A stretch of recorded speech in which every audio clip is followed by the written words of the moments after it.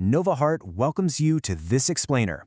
Today, we're exploring a truly transformative approach to managing neurodivergent behavior.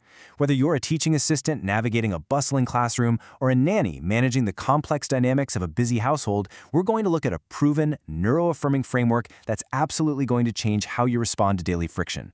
It all really starts with this profound mindset shift from Dr. Ross Greene. You've probably heard it before, but it's vital. Kids do well when they can. We have to realize that a dysregulated child isn't giving you a hard time, they're having a hard time. Usually they're battling lagging executive function skills or just extreme sensory overload. When we view their behavior as distressed communication rather than intentional defiance, well, we can finally stop punishing the symptoms and start providing genuine support. So here's our visual roadmap for today. We'll start with co-regulation, then break down every letter of the A.G.I.L.E framework for both school and home environments, and wrap it all up with a quick summary. Right, let's jump straight into Section 1, Co-regulation over compliance.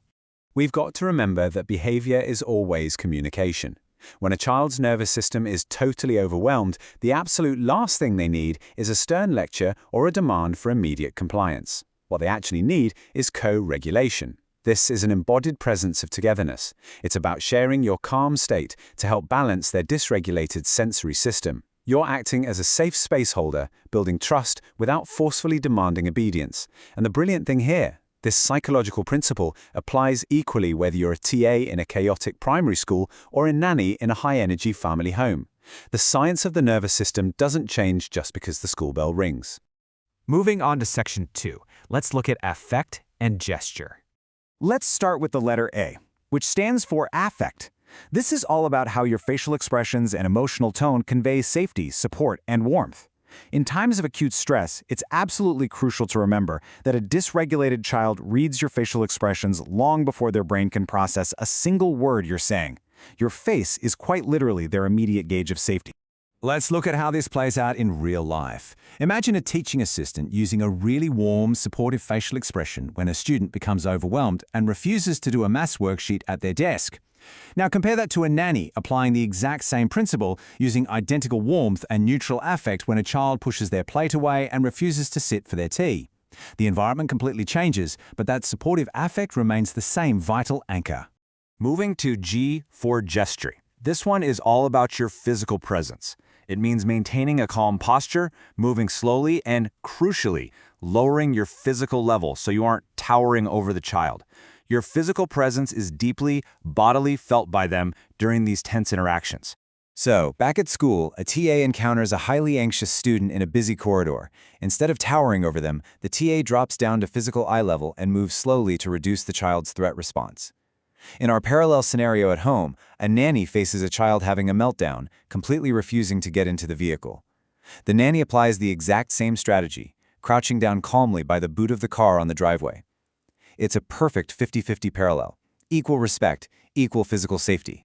Next up is Section 3, Intonation, your vocal anchor. When the environment is chaotic, your voice can be the very thing that pulls a child back to safety. Intonation means intentionally modulating the tone of your voice to be quiet, steady, and gentle. Now, what's really interesting about this is that this gentle vocal anchor is felt and understood by the nervous system long before language even develops. It's a truly primal signal of safety. Think about a classroom setting where a TA uses a quiet, steady voice that easily cuts through the noisy murmur of 30 other children. It reaches the dysregulated student without adding to their sensory overload. Now, over at home, a nanny mirrors this perfectly. They use that exact same gentle, steady tone to communicate safety over the sound of a loud television and shouting siblings. You don't shout over the noise, you undercut it with calm. Sometimes a child is so deeply guarded or overwhelmed that even these micro gestures can feel like too much pressure. If you're dealing with a highly avoided child, I've linked our guide on low-demand connection in the card above to help you break through that wall without adding stress. Okay, let's move into Section 4, Latency, or the processing wait. This is arguably the most challenging step for adults to master, mostly because it requires us to fight our natural instinct to rush. Latency basically means giving the child ample time, specifically a full 10 to 15 seconds, to process nonverbal cues and instructions without rushing or interrupting them. Co-regulation requires immense patience, you see. When a child is experiencing executive dysfunction, their brain is literally struggling to process multiple requests quickly. Here's what that looks like. A TA gives a clear single-step instruction for a maths worksheet and then, and this is the key bit, waits a full 10 to 15 seconds without repeating themselves. Contrast that with a nanny who gives the command to put on school shoes in the hallway and then intentionally holds back. They offer the child the silent processing time their brain desperately needs to actually initiate the task. Which brings us to Section 5, Engagement before Direction. All the waiting in the world won't work if we haven't connected first. Engagement means establishing a safe, supportive, emotional connection before you ever attempt to redirect behavior or correct a task. You absolutely must be sure you've engaged the child's trust. As the saying goes, connection before direction. Without it, your instructions are just more noise in an already dysregulated brain.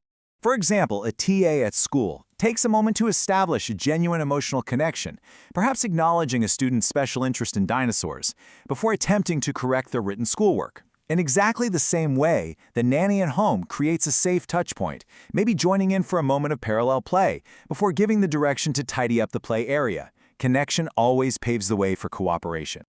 Let's move to our final section, the A.G.I.L.E protocol summary, and see how this all builds into one cohesive, neuroaffirming toolkit. So, here's the complete toolkit. Affect, with warm, supportive facial expressions. Gesture, using a non-threatening, eye-level physical presence. Intonation, as your quiet, steady vocal anchor. Latency, providing that crucial 10 to 15 second processing wait. And engagement, securing connection before direction. When used consistently, these 5 steps completely replace outdated punitive compliance models with true embodied co-regulation. Whether you're navigating the rigid timetable of a school day or the highly dynamic routines of a private household, the A.G.I.L.E framework allows you to be the calm anchor that a neurodivergent child needs to feel safe, understood, and ready to thrive. The A.G.I.L.E protocol is your best tool for navigating daily friction, but what happens if a full-blown meltdown hits before you can apply it? Click the video on your screen right now to learn our exact survival strategies for the most challenging moments.